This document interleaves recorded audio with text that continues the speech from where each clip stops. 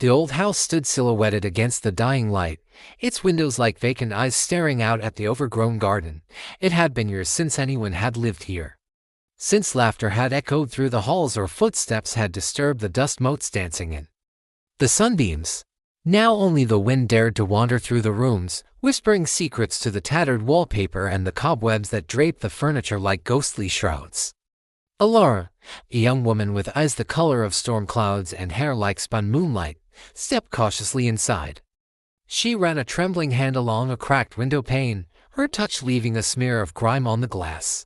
The scent of decay and damp wood filled her nostrils, making her eyes water. But she didn't flinch. Fear was a luxury she couldn't afford.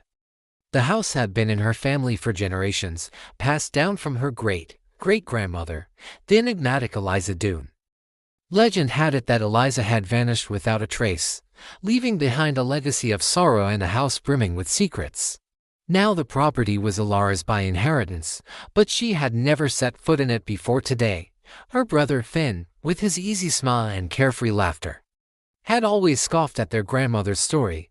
He believed their grandmother had simply moved on, tired of the old house and its suffocating memories. But Alara couldn't shake off the feeling that something sinister had occurred here, something that had stolen away her grandmother and left an indelible stain on the house.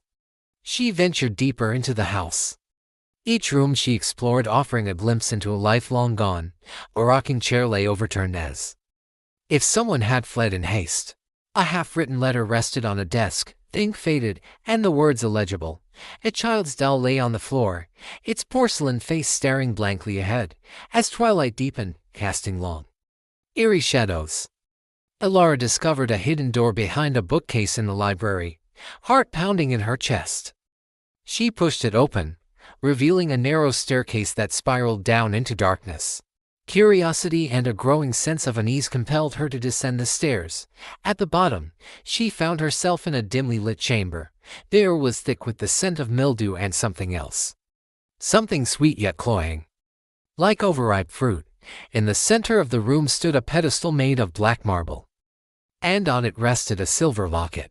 It was intricately carved with images of flowers and vines, and a single ruby pulsed like a drop of blood at its center. As Alara reached for it, a sudden gust of wind slammed the door shut, plunging the room into darkness. Panic constricted her throat, making it hard to breathe. Then, as if in response to her fear, the locket on the pedestal began to glow, bathing the room in a soft, ethereal light. With newfound courage, Alara fumbled for the door in the darkness, her fingers scraping along the rough stone. Finally, she found it and stumbled out into the night. The clearing was bathed in the silvery glow of the full moon, and the wind had died down, leaving an eerie silence in its wake. But the respite was short-lived. From within the house, she heard the sound of footsteps, slow and deliberate, echoing through the empty halls. They seemed to be coming for her. Adrenaline surged through her veins, propelling her forward. She didn't dare look back. She could feel their eyes boring into her back, their presence growing closer, more menacing.